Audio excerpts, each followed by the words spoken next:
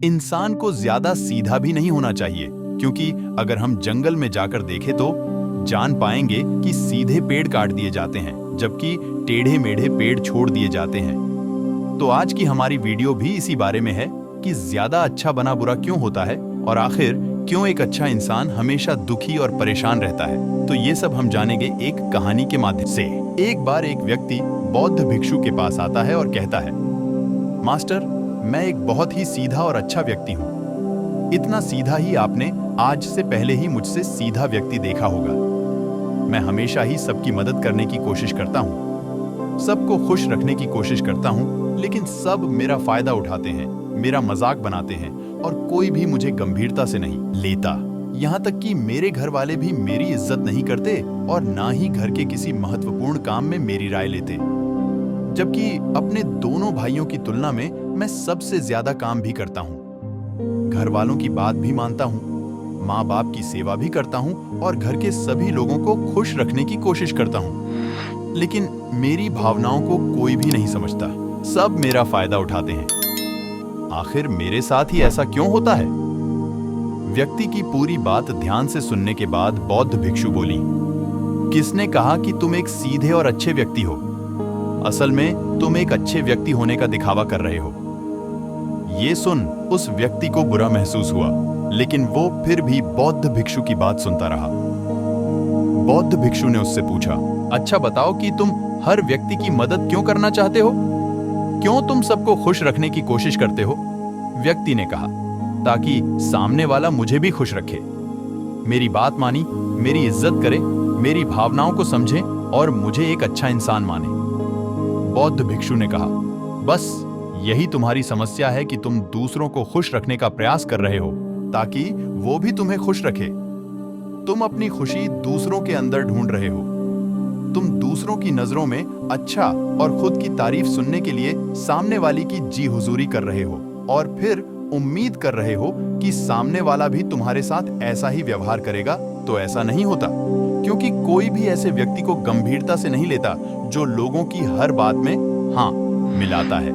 अब मैं तुम्हें कुछ ऐसी आदतें बताता हूँ तो तुम और तुम्हारे जैसे खुद को अच्छा मानने वाले लोगों के अंदर होती हैं।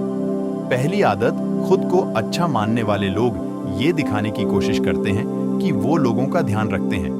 उन्हें लोगों की चिंता है, इसीलिए वह सबकी मदद करने पहुंच जाते हैं, फिर चाहे सामने वाले को उनकी मदद की जरूरत हो ना हो। दूसरी आदत, खुद को अच्छा मानने वाले लोग दूसरों से खुद की तारीफ के भूखे होते हैं, इसीलिए वो ज्यादातर मौकों पर वही काम करते हैं जिससे सामने वाला खुश हो और उनकी तारीफ करे। अगर उन्हें लगता है कि किसी काम से सामने वाला नाराज हो जाएगा तो वह उस काम को हाथ तक नहीं लगाते। तीसरी आदत, खुद को अच्छा मानने वाले लोगों को लगता है कि उन्हें अपनी कमियों और कमजोरियों को दूसरे लोगों से छुपाना चाहिए, क्योंकि उन्हें लगता है कि अगर दूसरों को उनकी कमियों और गलतियों के बारे में पता चल गया तो लोग उनका मजाक बनाएंगे, उनकी बेइज्जती करेंगे, उन पर गुस्सा होंगे और उन्हें एक कमजोर व्यक्ति मानेंगे। चौथी आदत, अच्छे लोग खुद की जरूरतों, खुद की प्राथमिकताओं को सबसे ऊपर रखने से डरते हैं, क्योंकि उन्हें लगता है कि ऐसा करने से ही दूसरे लोग उन्हें स्वार्थी समझेंगे और फिर वो लोगों की नजरों में एक अच्छे इंसान नहीं रह जाएंगे। पांचवीं आदत, खुद को अच्छा समझने वाले लोग मानते हैं कि वो केवल तभी खुश रह सकते हैं जब उनके आसपास का हर इंसान खुश रहे, इसीलिए वो अपने आसपास के हर व्यक्ति को खुश रखने की कोशिश करते हैं। अब तुम्हें सुनने में लग सकता है कि इन आदतों में क्या बुराई है। सबका भला करना तो अच्छी बात है, लेकिन समस्या यह है कि खुद को अच्छा समझने वाले लोग असल में जैसे दिखते हैं वैसे होते नहीं, ये अंदर से कुछ और ही होते हैं। जैसे कि पहला, अच्छाई का दिखावा करने वाले लोग ज्यादातर मौकों पर ईमानदार नहीं हो, क्योंकि वो अच्छा बनने के चक्कर में दूसरों की बुराई को भी छिपा देते हैं। सामने वाले को कभी भी उसकी गलतियां नहीं बताते और केवल वही बोलते और करते हैं जिससे सामने वाला खुश रहे। दूसरा, खुद को अच्छा समझने वाले लोग दूसरों को खुश करने के पीछे इतने पागल होते हैं कि वो कई बार जरूरी और दूसरों के लिए महत्वपूर्ण बातों और कामों को भी उनसे छिपा कर रखते हैं और उन्हें बताते नहीं ताकि सामने वाला उनसे खुश रहे। तीसरा, अच्छे लोग अपनी जरूरतों और कामों को महत्व नहीं देते, इसीलिए ये दूसरों से सीधे अपना काम करवाने से घबराते हैं, जिसकी वजह से ये दूसरे लोगों के साथ चालाकी करने की कोशिश करते हैं। अपने जरूरी कामों को करवाने के लिए भी, जैसे कि सामने वाले की चापलूसी करना या फिर उसके किसी काम के बहाने अपना काम भी कर लेना। चौथा, खुद को अच्छा मानने वाले लोग केवल पाने की उम्मीद से ही कुछ देते हैं। ये इस बात का दिखावा तो करते हैं कि यह लोगों की मदद करना चाहते हैं, लेकिन यह मदद सिर्फ इसीलिए करते हैं ताकि सामने वाला उनकी तारीफ करे, इन्हें अच्छा इंसान समझे और जरूरत पड़ने पर इनकी भी मदद करें। लेकिन अगर इन्हें मदद के बदले मदद नहीं मिलती तो ये गुस्सा हो जाते हैं, सामने वाले से अंदर ही अंदर नफरत करने लगते हैं और उससे बदला लेने का मौका ढूंढने लगते हैं। पांचवा, खुद को अच्छा दिखाने वाले लोग दूसरों को ना नहीं बोल पाते, उन्हें मना नहीं कर पाते और दूसरों के काम करने के चक्कर में ये अपने और अपने परिवार के जरूरी कामों को भी पूरा नहीं कर पाते। एक बुरे इंसान बन जाए और लोगों को फायदा उठाए। बौद्ध भिक्षु ने कहा, नहीं, मैं तुम्हें बुरा इंसान बनने के लिए नहीं कह रहा, लेकिन हाँ, तुम्हें बहुत सीधा इंसान भी नहीं बनना। अब मैं तुम्हें बताता हूं कि एक व्यक्ति को कैसा इंसान बनने का प्रयास करना चाहिए।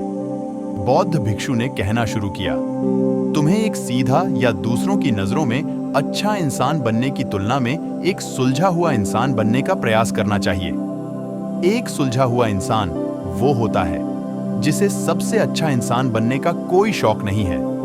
वो जैसा है वैसा ही खुद को पसंद करता है। वो जानता है कि वो एक इंसान है और उसमें बहुत सी कमियां हैं और वह अपनी कमियों को स्वीकार्यता भी है।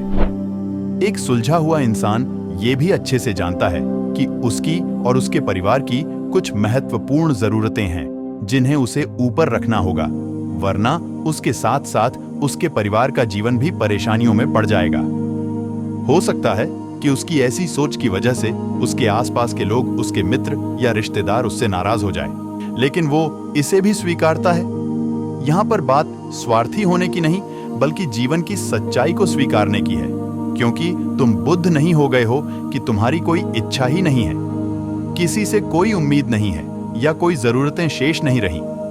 तुम एक साधारण इंसान हो और एक साधारण इंसान की सोच के साथ अगर तुम सबको खुश रखने का प्रयास करोगे तो तुम हमेशा दुखी रहोगे, क्योंकि तुम्हारी भी सामने वाले से उम्मीदें बढ़ेंगी और जब वो उम्मीदें पूरी नहीं होंगी तो तुम दुखी हो जाओगे। इसीलिए जो इंसान ये कहता है कि मैं सबकी मदद करूंगा, सबको खुश रखूंगा और मुझे बदले में किसी से कुछ भी नहीं चाहिए, यहां तक कि अपनी तारीफ भी नहीं, तो पहले उस इंसान को बुद्धत्व प्राप्त कर लेना चाहिए, क्योंकि एक आत्मज्ञान को प्राप्त व्यक्ति ही किसी से कोई उम्मीद नहीं रखता।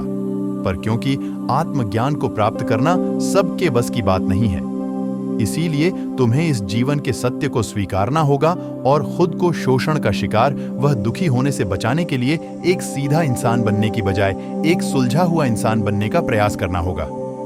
अब मैं तुम्हें बताता हूं कि एक सुलझे हुए इंसान में क्या क्या विशेषताएं होती हैं।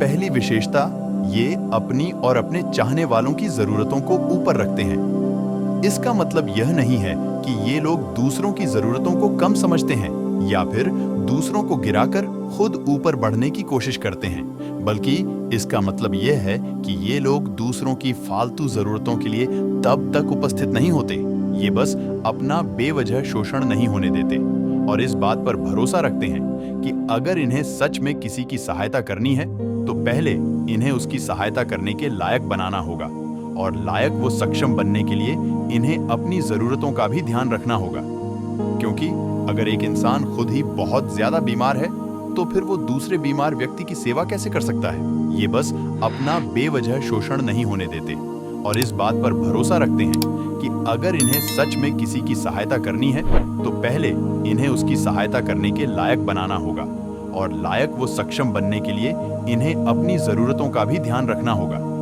क्योंकि अगर एक इंसान खुद ही बहुत ज्यादा बीमार है तो फिर वो दूसरे बीमार व्यक्ति की सेवा कैसे कर सकता है। एक सुलझा हुआ इंसान इस बात को मानता है कि हर इंसान की अपनी कुछ जरूरतें और इच्छाएं होती हैं जिसका उसे ध्यान रखना चाहिए, लेकिन खुद को अच्छा दिखाने वाला इंसान हमेशा यह दिखाने की कोशिश करता है कि उसकी अपनी कोई जरूरतें या इच्छाएं नहीं हैं। इसीलिए वो हमेशा दुखी रहता है।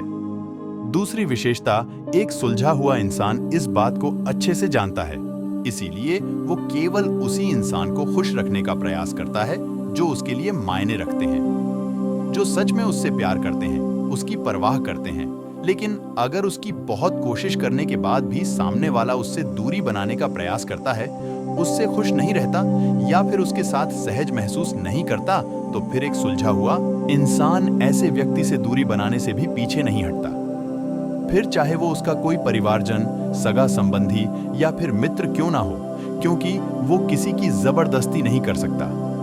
सिर्फ उसे खुश रखने या सामने वाले की नजरों में अच्छा इंसान बनने के लिए। इस तरह वो खुद को बेवजह दुखी होने से बचा लेता है, लेकिन जो अच्छा होने का दिखावा करते हैं, वो सबको खुश करने के चक्कर में अपने जीवन के सबसे महत्वपूर्ण इंसान को ही दुखी कर बैठते हैं, जो कि वो खुद हैं। तीसरी विशेषता, एक सुलझा हुआ इंसान वैसा जीवन जीने का प्रयास करता है जैसा वो जीना चाहता है। वो सिर्फ किसी दूसरे को खुश करने के लिए अपने जीने का तरीका नहीं बदलता। इसका मतलब ये नहीं है कि उनके जीने का तरीका ऐसा है जिससे लोगों को समस्या हो। वो बस दूसरे क्या कहेंगे इस चक्कर में अपना मन मारकर नहीं रहता और खुलकर पूरे जोश और उत्साह के साथ अपना जीवन जीता है। उसे अपनी पसंद नापसंद पता होती है, इसीलिए वो वही करता है जिसमें उसे खुशी मिलती है।